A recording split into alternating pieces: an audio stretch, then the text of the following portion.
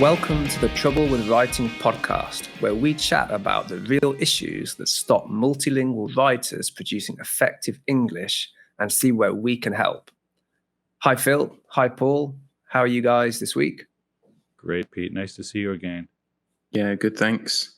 September, so we're into autumn here, back to school, back to work. Everything's kicking off here in Spain again. What's it like in Chile? Yeah, so we're into spring. We've really noticed the change in weather. It was quite chilly in Chile before, and now it's much nicer. And yeah, busy as usual, to be honest. What about in Canada, Paul? Yeah, where I live, it's still sunny and warm, but the leaves will start turning color and it'll cool off in the next couple of weeks as we head toward, October. But it's a nice time of year in Vancouver on the west coast of Canada. Doesn't get too cool, so it's pretty pleasant. I like it. And there's some great cultural events like the Vancouver Film Festival. That kicks off. So it's a good time of year for anyone interested in the arts or humanities. It always feels like a new start, a new beginning, September. Truly. Because, most of us are still affiliated with the academic year, and even apartment rentals and things like that here in Las Palmas. We have a lot of Europeans coming to stay for the winter, so it's like the season is really kicking off, and everything still revolves around that back to school year, I think. Mm-hmm. Yeah, it definitely to me always feels more like the new year than January 1st does. January 1st comes, nothing really changes. We're still in the winter. School has just had a 2-week break or something, but this time of year always feels very different. Things are really ramping up. I've taken on several new students. So yeah, things are animating. How about where you are, Pete? Yes, I mean, here we've actually just had the national festival to celebrate Independence Day in Chile. So it's like a little holiday, and then we're already into the second semester before that. So it's just kind of we have this little break and then get the ball rolling again, really.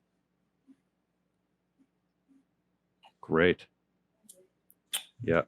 All right. Well, maybe we shouldn't chat for too long. We should keep it concise because that's what we're talking about today. Exactly. Yeah. How writers can reduce the words on the page to make their text and their writing more concise and effective. We like that, especially in English. Mm-hmm. Who wants to kick us off? Why is English such a concise language compared to others? Yeah. So, I mean, for example, I have a lot of students who are their first language is Romance languages like Spanish, Italian, and French. And when they start writing in English, it's something that they really notice the difference. How in their language, they often use longer sentences, more wordier phrases. So then when it comes to writing in English, it's something that they really notice the difference. And this is why we're doing this episode today, because it's going to really help a lot of students. Yeah, I think those are really important considerations for students when they're moving their thought and communication into English. They do notice, my students definitely notice a difference in the English they hear and read compared to their own language.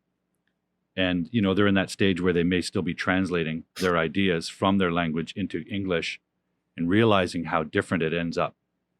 And I think this is,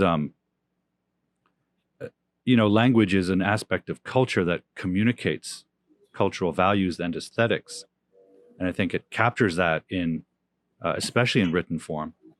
And give you an example, with my South American students, I often hear them say, "Oh, South Americans are so warm and outgoing and passionate, and Westerners like British and Canadians and Americans are so cold and reserved.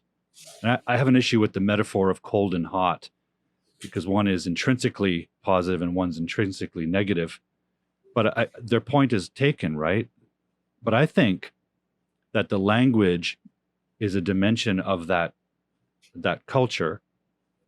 For example, if someone's reserved in speech, it doesn't make them less passionate, right? They may work really hard at something.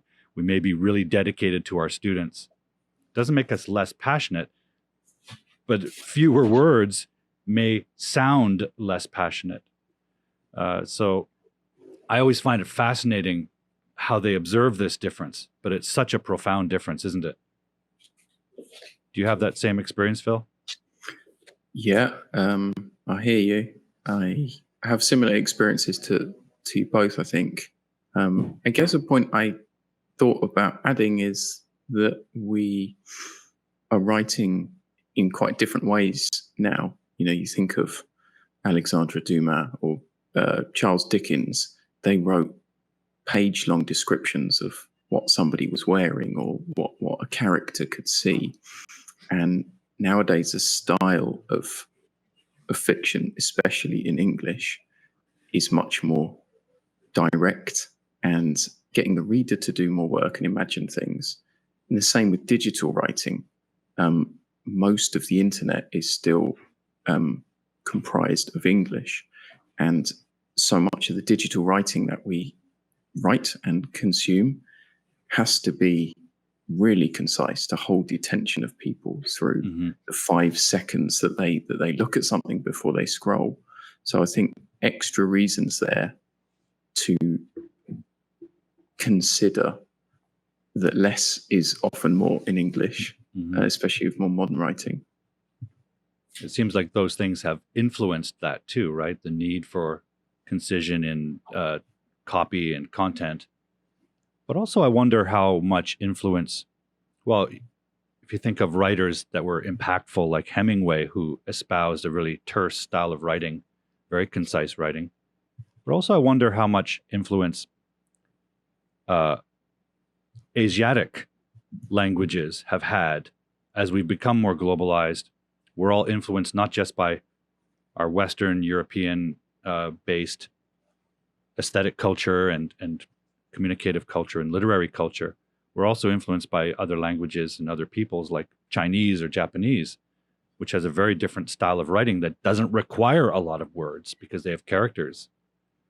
I don't know. What do you think has influenced this move toward writing more concisely, specifically, Pete? Any ideas or any experience with that?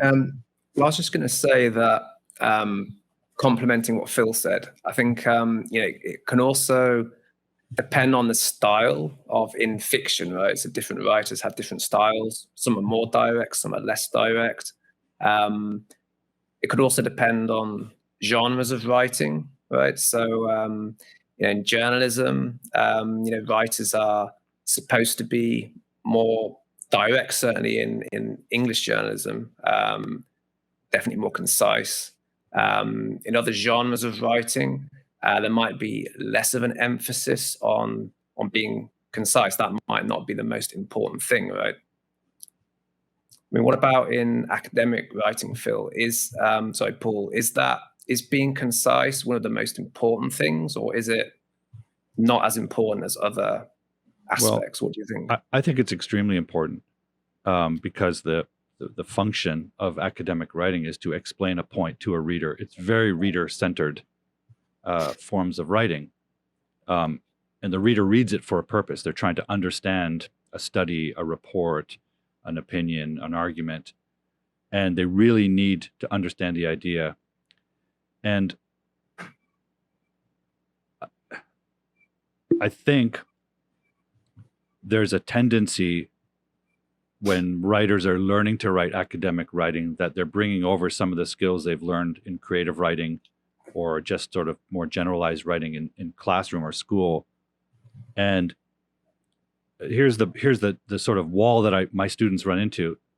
I'll get an initial sample from them, and I'll recommend removing, 20% of the words, and they'll say, "Teacher, then I'm not saying anything." And then I'll say, "Okay, you've deleted the unnecessary, but now, especially if you have a word count or a word limit, but now you've got more space to add the elaboration that's necessary for academic writing.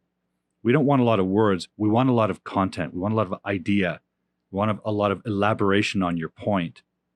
And that's a struggle that I find I'm always negotiating with them, because they've sort of, I think as students learn the language, the first challenge is to make a sentence, right?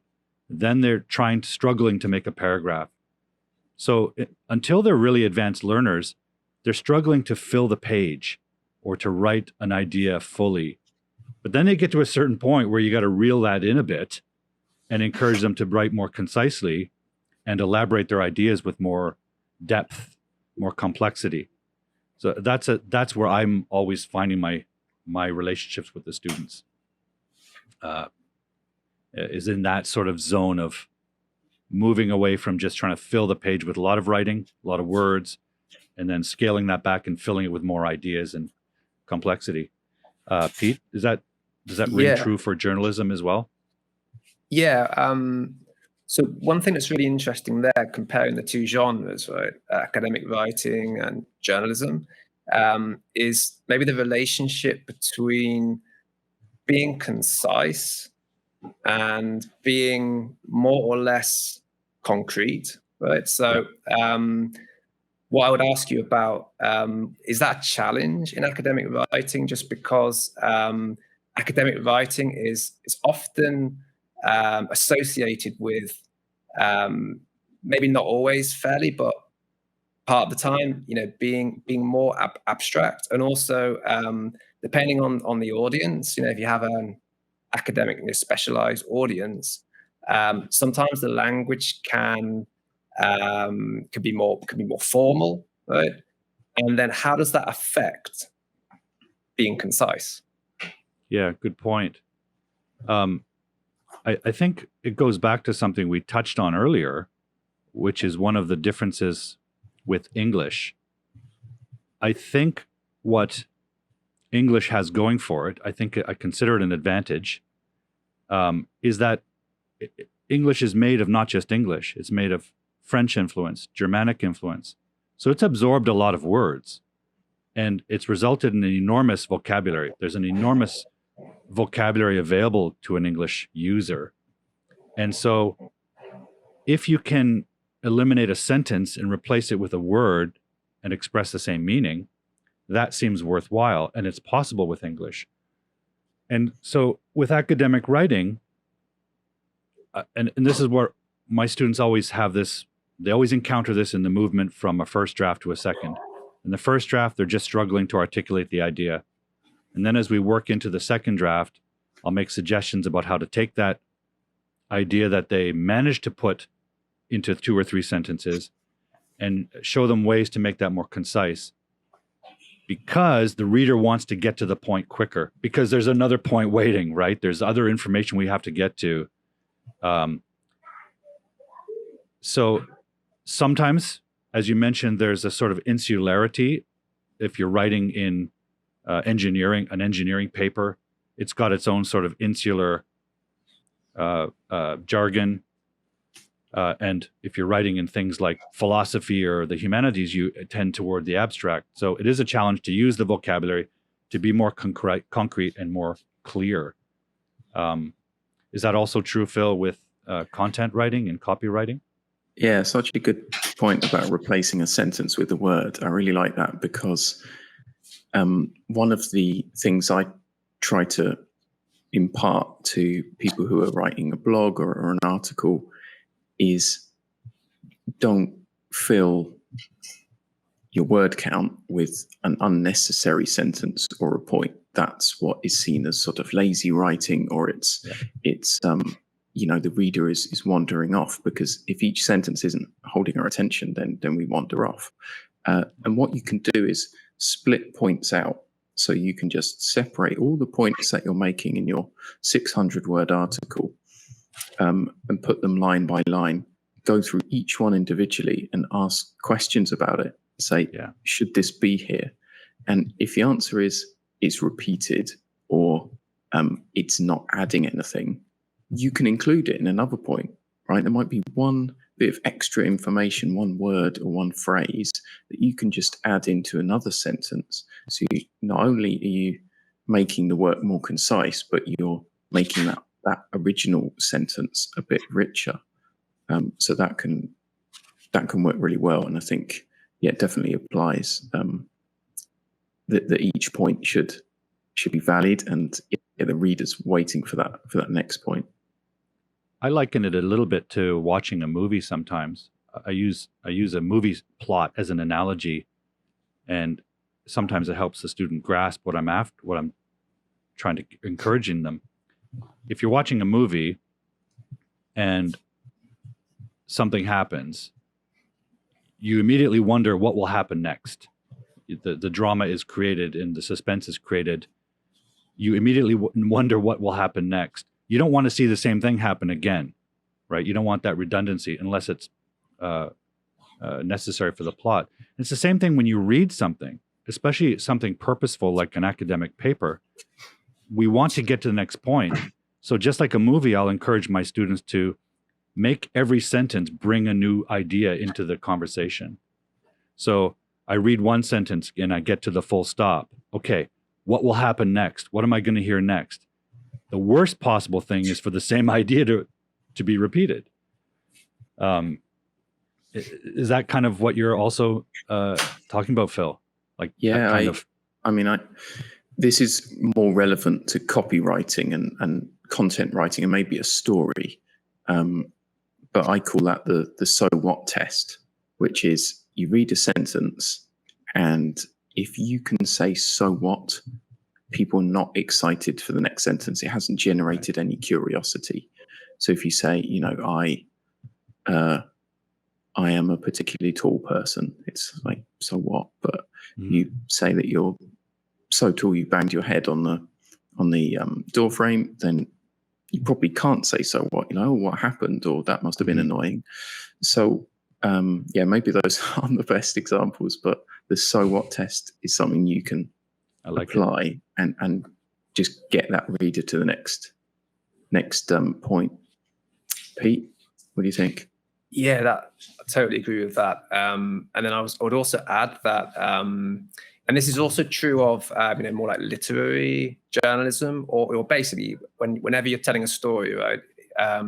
You want to also generate that intrigue, that excitement for the reader to want to go on to the next sentence, right? So you're like earning that from the reader, and you can do things like ask questions. Right? So you can finish a sentence with a question, so then that the reader wants to know the answer, so they will go on to the next sentence. Right? So you can have these little hooks at the end of sentences, right, to generate that intrigue. I think that's a really key insight that I've also espoused, Pete. I think sometimes with less experienced writers that I work with, they'll say something in a line that raises a question for the reader. And when I go through their work and read it, I note that. I said, what question pops up in my mind? And I'll put a note there. And I'll wait to see if they actually address it. If they offer an explanation or an answer to that question that's been raised. Because if they don't, I feel frustrated as a reader, and their eventual reader will feel frustrated and dissatisfied, and then you'll just pull out, right? You have to be mindful of the questions and the hooks that you're generating for a reader. Exactly. Yeah. So it's when you're writing, you want to actually imagine that you're having a conversation with your reader while you're writing. So you're imagining. So you're writing something, and you're imagining what questions your reader might have, right? And then you make sure that you answer those questions. Right? That's right. Sometimes when I have an academic essay the student is working on, I'll go through their main points in their outline, their main pieces of argument. and I'll just generate a massive list of questions that statement, that claim raises for me. Like if they say something like, I don't know, the government should lower taxes because they're too high. Okay, whatever. I could generate 50 questions from that. Specific questions. Why is that necessary? How can that happen? When should this happen? Who should be responsible for all those questions that come to mind? And I want answers for that stuff, right? So, guys, I guess a question I have, because my students will certainly ask this question, is how can they make their writing more concise? We've talked about why it's necessary, why it's important, how it may differ culture to culture, but maybe we should think about actual techniques. What do you think about that, Phil? Yeah, I mean, well, I touched on it a couple of minutes ago, saying start big. With a lot of editing techniques and improvement for writing, I think it's best to start big and then get smaller. So you don't start with editing full stops and changing commas. You start asking questions about if all the content should be there and if it's the right length. And one key way to really reduce extra points which aren't necessary is to do what I mentioned, is to break out your points individually and make sure, as you said, that all of the questions we have about them are answered. But if they are, if they're relevant, I think that's the first thing to ask. And if they're not relevant, obviously delete them. And the second thing to ask would be, are they worthwhile? Which is a slightly different question, because you can have something which is on topic, a point which is on topic, but it's not adding something essential and key to your writing.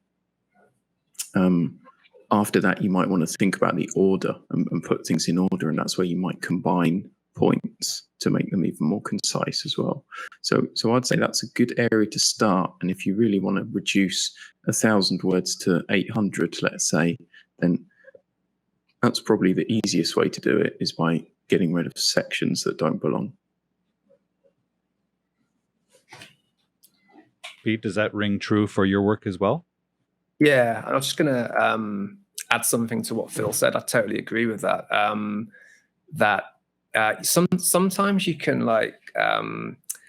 cut out the beginning, cut out the end. So sometimes writers, they sometimes take a little bit long to get going, right? They have a lot of context, and the reader's yeah, okay, but I want to get to the point, right? So sometimes when you're editing, right, you're rereading your work to edit it, you can consider maybe chopping the beginning part or part of it.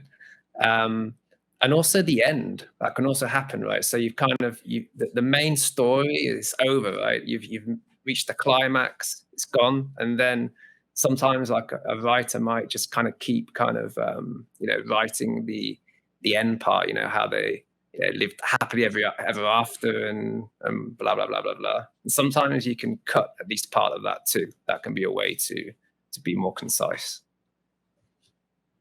Yeah, I agree with both those things, and definitely find the same strategies very helpful. In fact, when I teach academic writers, I'll start with an outline and then encourage them to start writing the actual prose directly at the first body paragraph. Skip the introduction, because I think a lot of young writers get so bogged down in the introduction, they can't write a proper introduction because they don't know what they're introducing.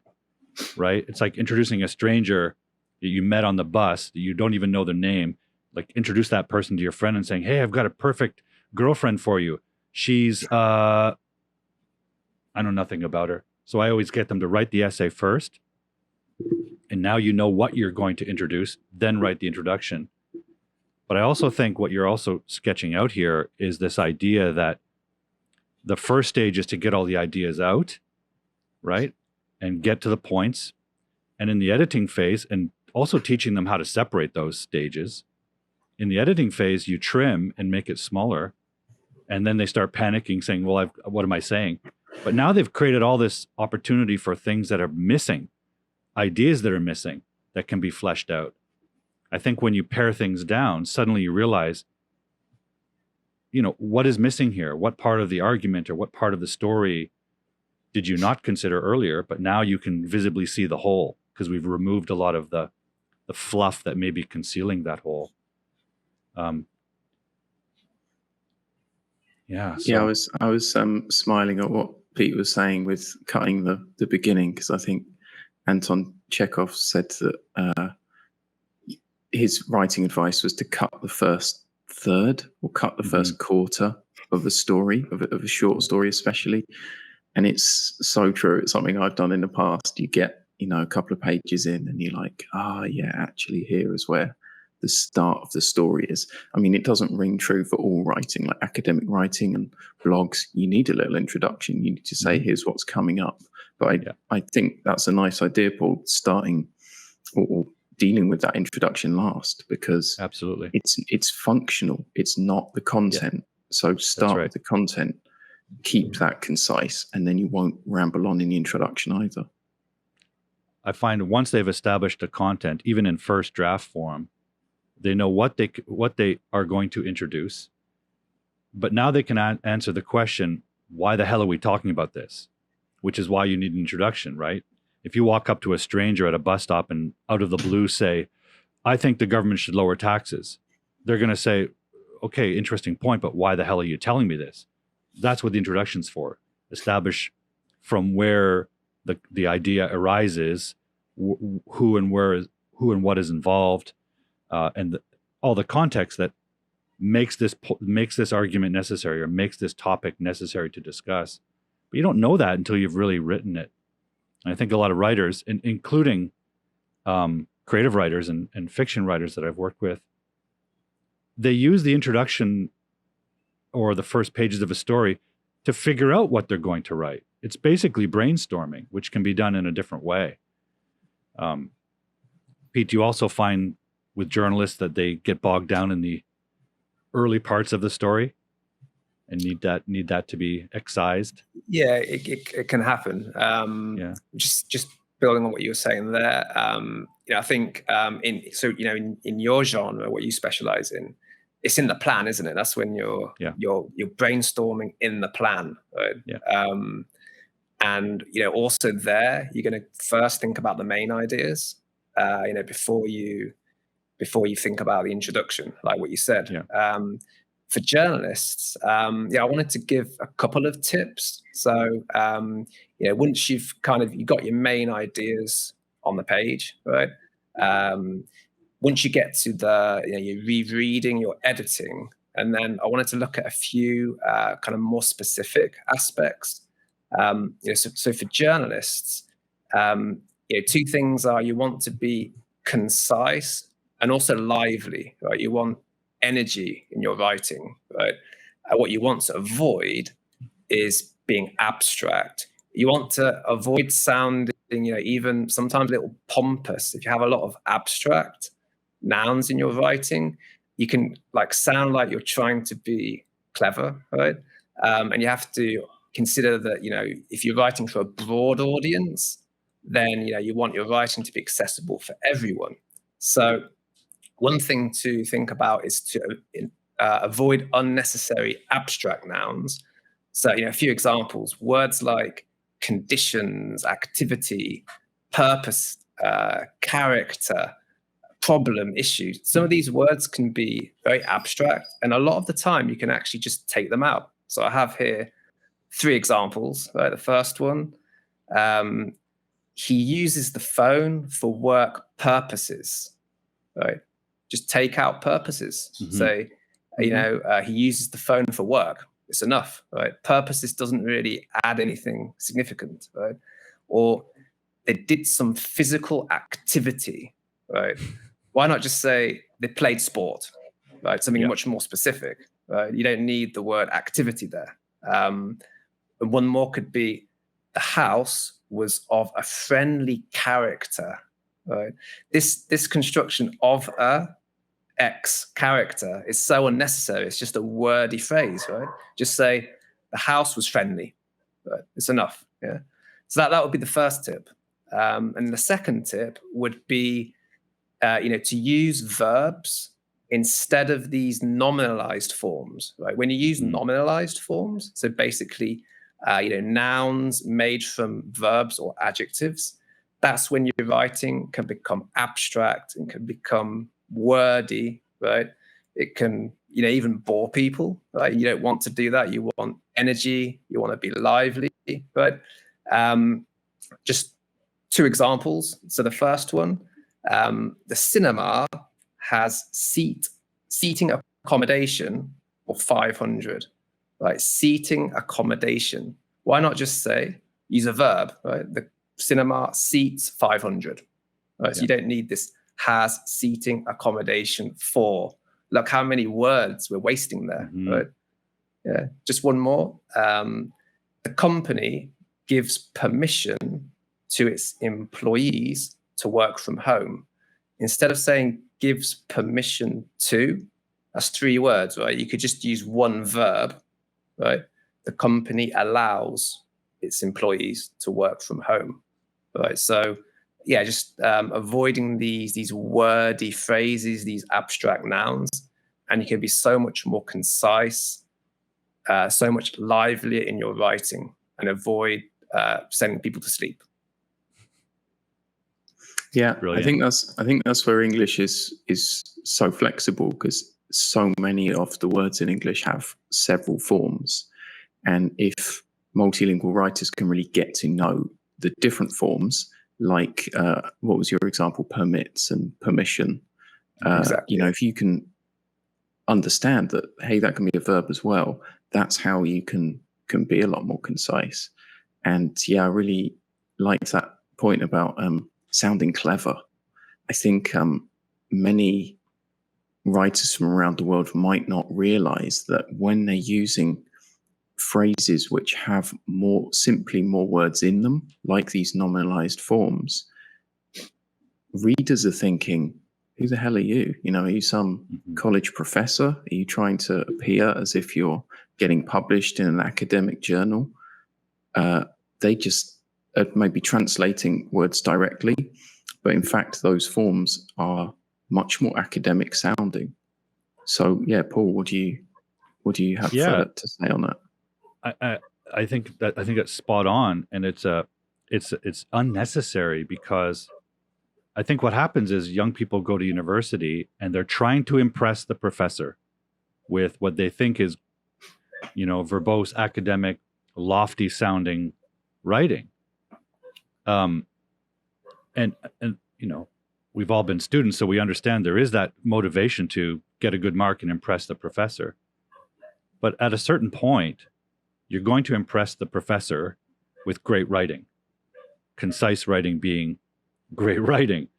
And if you become a professor, and I've worked with some professors who write in English as their second language, and to be a great academic writer, someone who gets published, or even better, someone who becomes a world famous author and leaves academia altogether and becomes lecture tour speaker or writer, they have the ability to take those lofty ideas and make them accessible to people.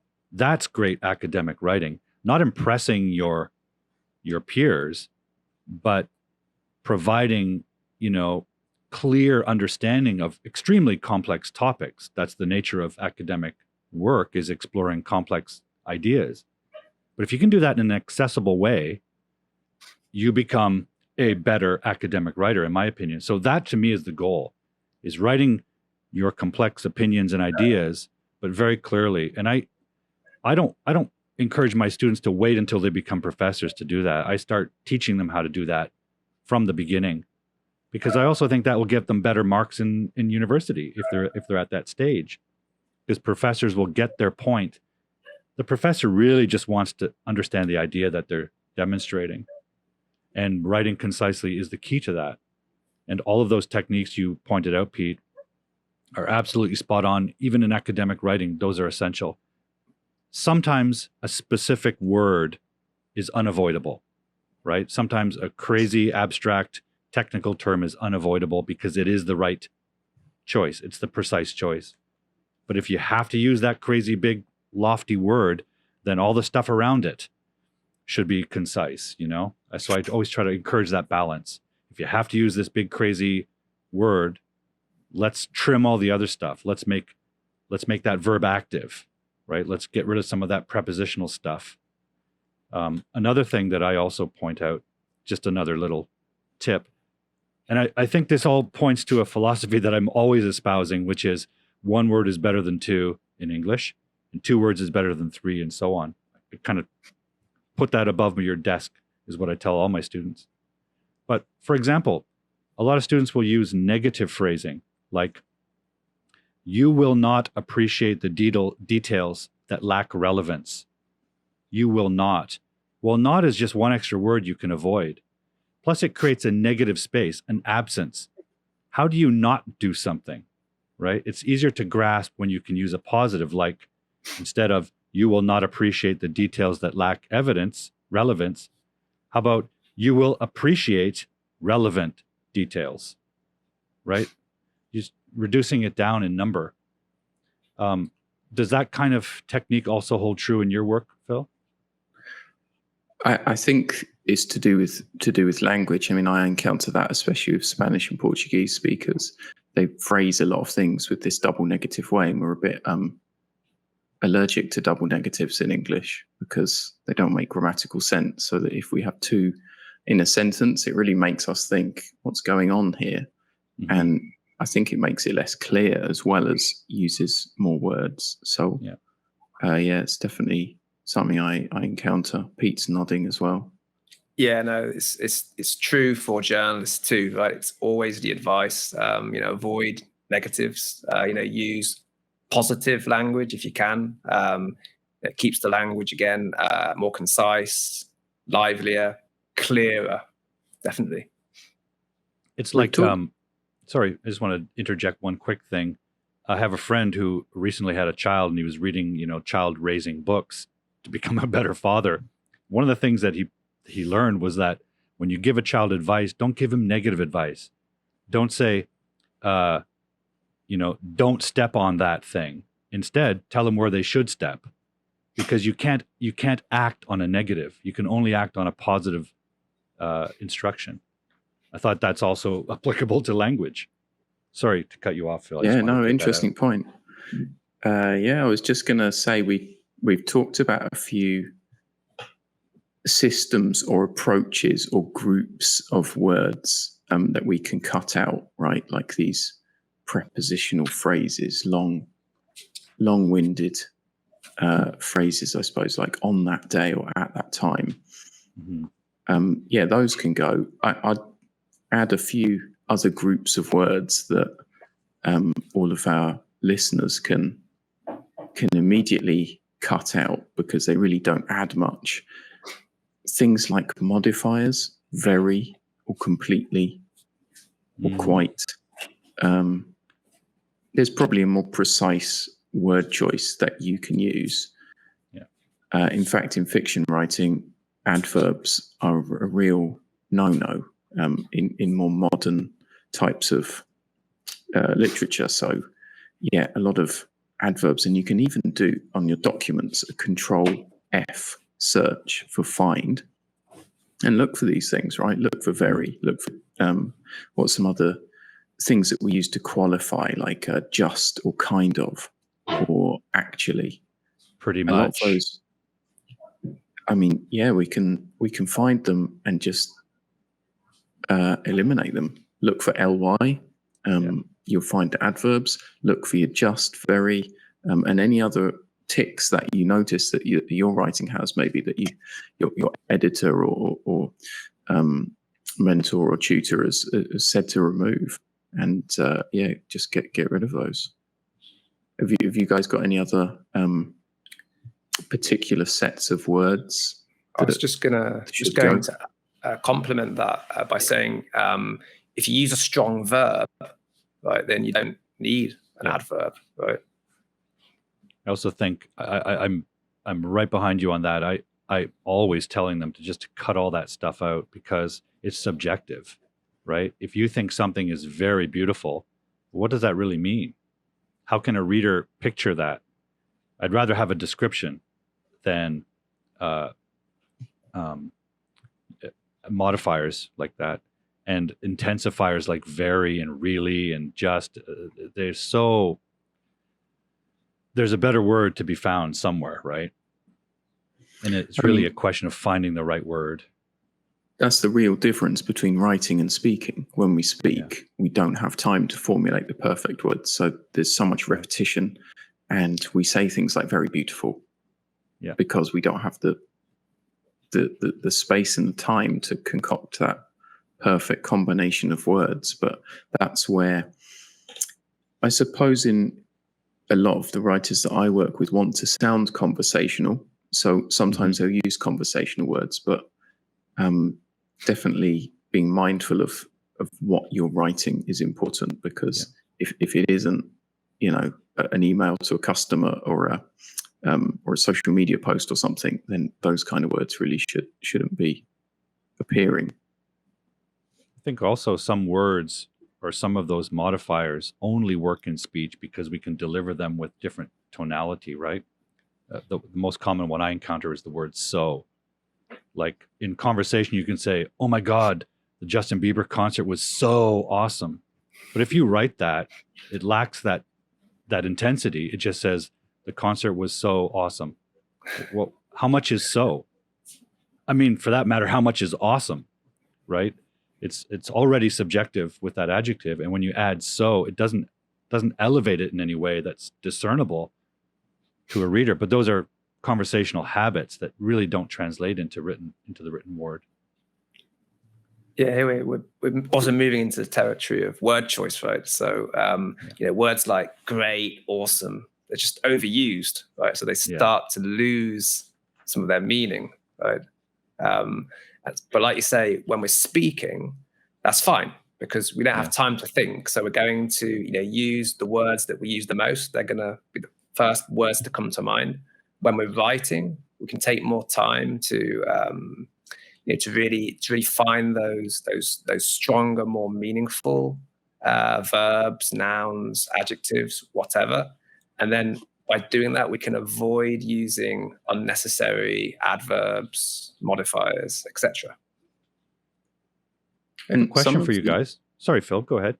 I was just going to make a very quick point about when we speak, some of the expressions that we use are playful and fun and include extra words, things like each and every or safe and sound.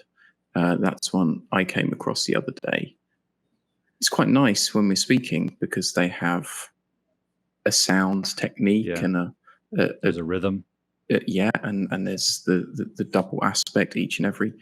But when we're writing, those are ones to watch out for because one of those is redundant, right? If you're saying each, just use each. If each and every, just use each. Same with something like close proximity.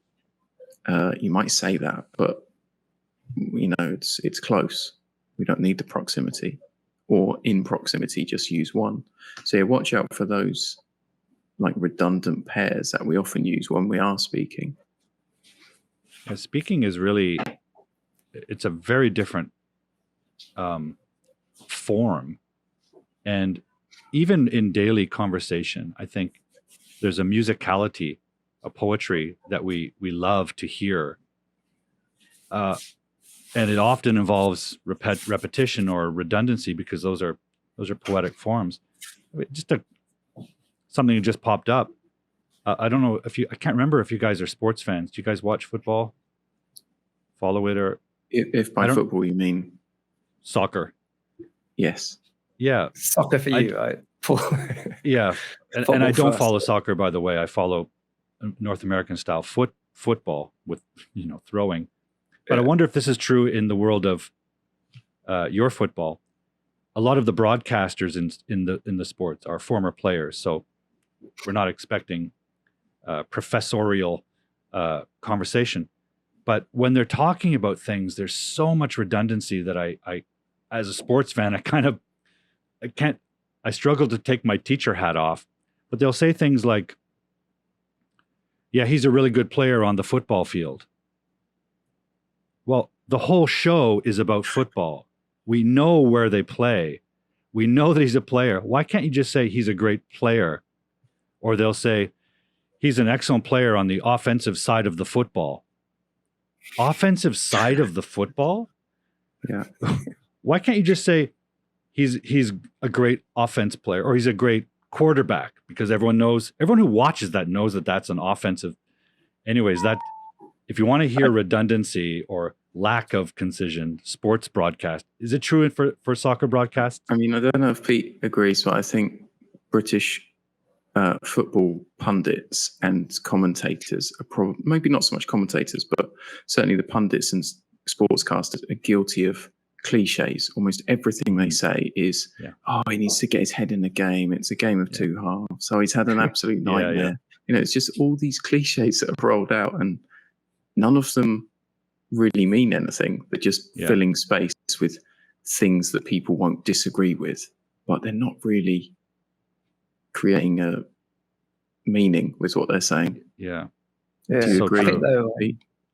I think these cliches, they can get away with it in broadcasting, right? In writing, though, they can't. It's like in writing, you know, you read all these cliches, and then it gets boring after a while. So I would definitely agree, and just say that it's in writing where it becomes really important. Even in the realm of sports, in sports writing, sports journalism, there's some excellent writing to be read. I just use a redundancy. Writing to be read. What else is it for? But there's some great writing about sports. So it's the speech act where they feel the need that the sentence doesn't feel complete until it has a couple more beats. There's a real musicality to speech. I think I'm guilty of it when I talk. Sometimes you say something and it's concise and the meaning is present, but you feel like there's a missing top hat and snare drum there or something. I don't know. It's an odd compulsion in speech for people to speak. I don't know. Even when the sentence is done. It's a really interesting topic that we could probably spend a whole episode on, rhythm and flow and musicality, because it exists in writing too, because when we read something, our internal voice is saying it. So we hear writing as much as, read it, but of course it is processed in a different way to speech. So I guess the production of it is quite different, but the way we consume it is more similar. I don't know, in terms of hearing the words. Maybe that's a good topic for another day. Yeah, this is why.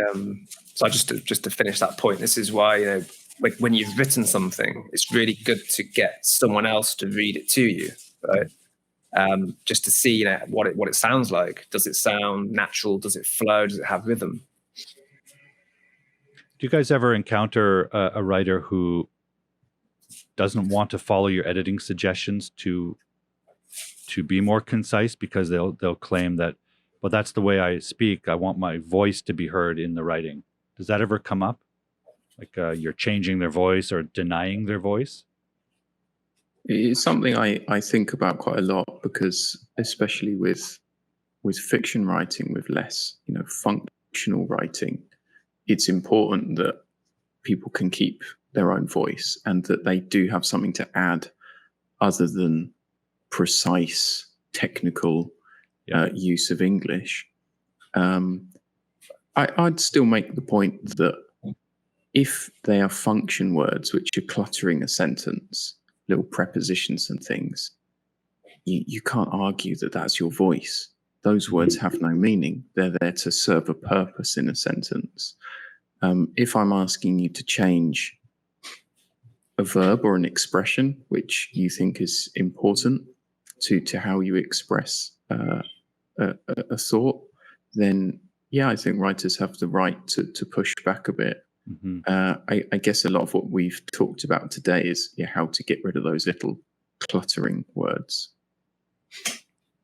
I think you've just touched on one tip. I would also add for writing more concisely is to avoid those kind of flat verb expressions, especially with be verbs, like when people say there is a dog in the park. Avoiding those there is or it is imperative.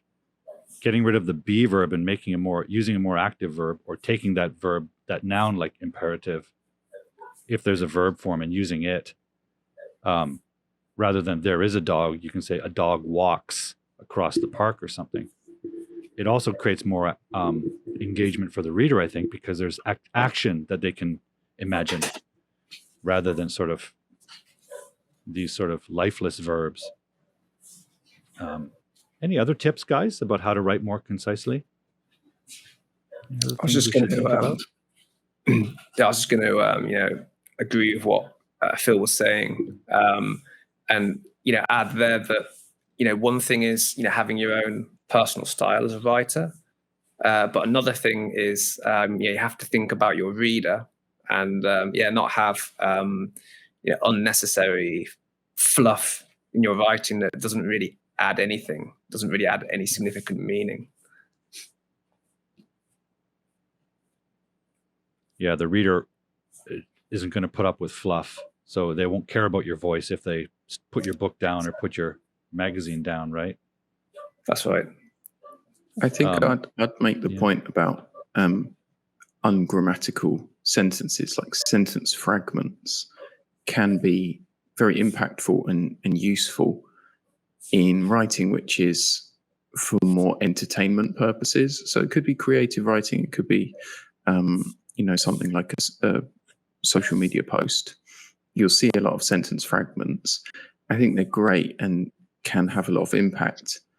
You need to know how much you can use them. Like any technique, don't overuse it. You don't want to write a post which is almost all sentence fragments. I'm just going to read a very quick, short story, which is 10 words. Don't worry, it's not a long one. I know Hemingway seems to pop up quite a lot, and he's got a famous 6-word story, but most people know that. So I thought I'd just choose another one that I found. And I'll have to look up who the writer is and put it in the show notes because I don't have it here. But it's something I found online, and the story goes as follows. Back in Antigua, mezcal on the rocks, waiting for her. Back in Antigua, mezcal on the rocks, waiting for her. 3 fragments there, 3 sentence fragments, which really expand. Each of those expands hugely. Back in Antigua is 3 words, but we can understand from that where someone is, that they've returned, that it's important, and that's why they're telling us that. Mezcal on the rocks, well, we know what somebody is doing, and we might be asking questions about why they're drinking mezcal on the rocks. And waiting for her, that kicks off a whole backstory and a possible future as well. Mm-hmm. So I think sentence fragments can be very expansive in English, and can also be impactful if used in the right context and in the right quantity. Love it. Yeah. Very I was evocative. I was just going to say that that could be a challenge for some writers who they might have learned to write in English, learn a more academic style, where they've been taught at school to always use a subject and a verb, have a complete sentence. And then the challenge is to understand what you're saying, Phil, that actually in other genres, so in less formal writing, in journalism, in creative writing, you can use fragments. You don't always have to have a subject, a verb. So that's a challenge, I think, to make that transition. And how can writers do that, do you think? Is it through reading and analysis of what they're trying to produce? Yeah, I always advise, always recommend, reading, noticing, is a really important first step. And then, in the practice stage, getting the feedback, and then, analyzing and saying, hey, look, you don't actually need, you don't need a subject here, or you don't need, understanding that you can take grammatical, functional words out sometimes, and turn it into a fragment. If that is the style of that genre. It's a good question, though. I wonder if English education is doing enough to introduce various genres to learners, so that they can compare the differences and the liberties you can take with one which don't work in another. I encounter a lot of students who write in fragments, especially my Brazilian students. And I often ask them, are you allowed to do that in Portuguese? And they'll say, oh, no. But what they're doing is they're trying to mimic the way they speak, right? That's a challenge. But I wonder if education could do a better job of, cross-genre examination. I think we do that. We do so through our life, but I don't know. Any thoughts on that? Yeah, I think there's definitely more needs to be done there. So, I mean, thinking about general classes, so general English as a foreign language.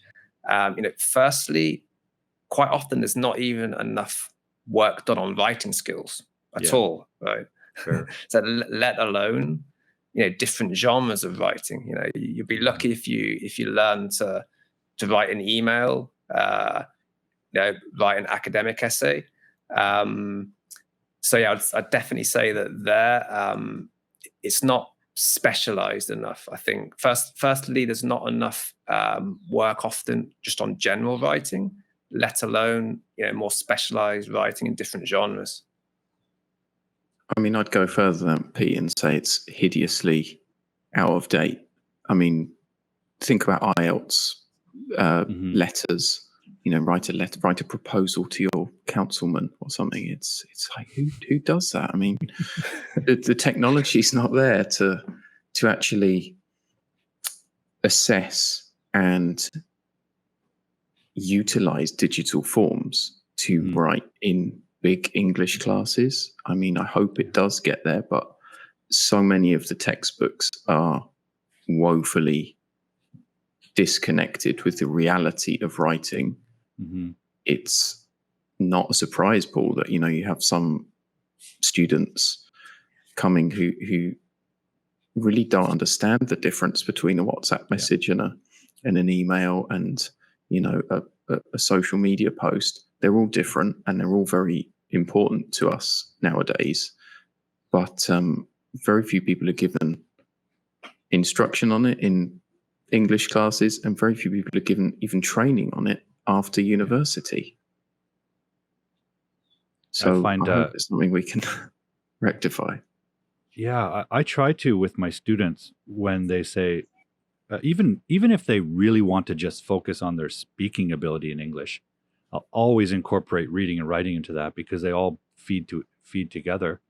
And so they'll say, teacher, what should I read? And I'll just say, read everything. Read everything that's in front of you. Read the back of a soda can. Read the label on a food product.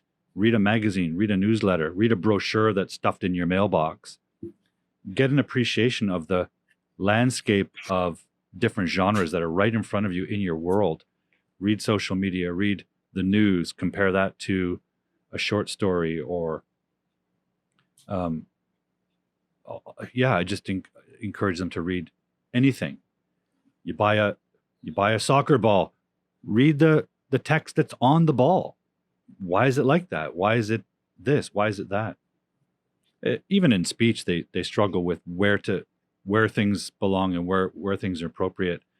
I always find it comical when students try out their new English and they're using all kinds of swearing and curse language and sometimes really offensive language in just everyday conversation, because they haven't been taught that's not appropriate for business, or that's not appropriate for school. That belongs in the bar or out on the pitch, and I'll tell them, look, I'm a human. When I get together with my friends over a pint, we curse like sailors. But you're not going to hear me say that kind of stuff in a classroom. You have to be able to switch that stuff.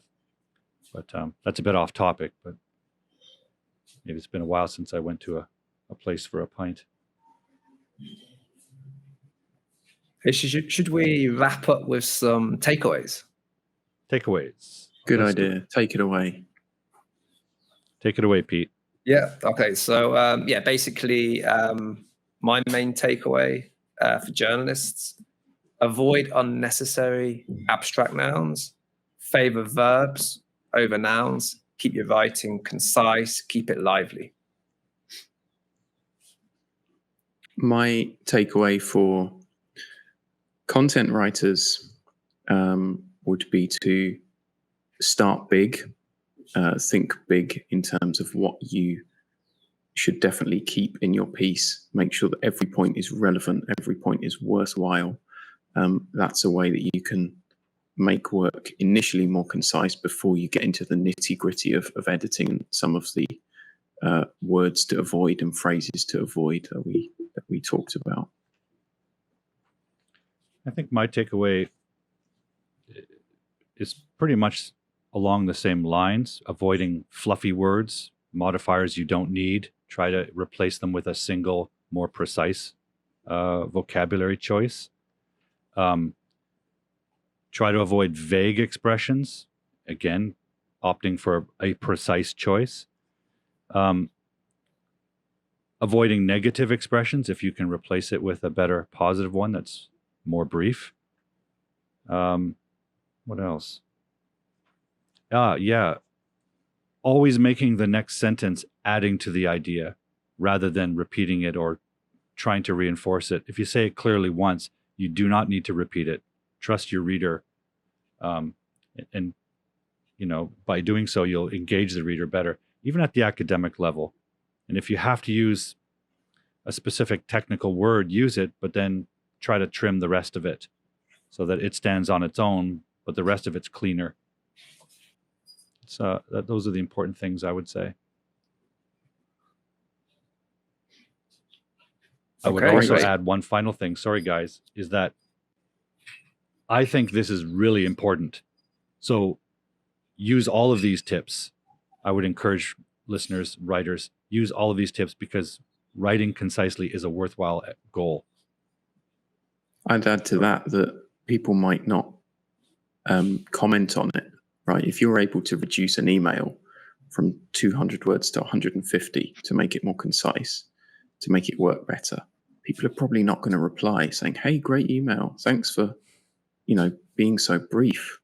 But they will appreciate it. It will make your writing more effective. So if you can use less, if that's right for the type of writing that you're producing, then go for it. Pete, final thoughts? So just if you don't keep your writing concise, if you have a lot of fluff, you're also risking that people are not going to finish, reading the valuable message that you have to say, right? So if you want people to read the whole of your piece, then definitely follow these tips. Always Awesome. remember that reader. Yeah, maybe that's a good topic for a future episode is audience, consideration of audience. Definitely. We'll have to brainstorm some ideas for our next episode. Okay, guys, we'll have a great rest of your September, your new beginnings or spring, and see you next time. You betcha. Bye. See you guys. Bye, guys. Bye.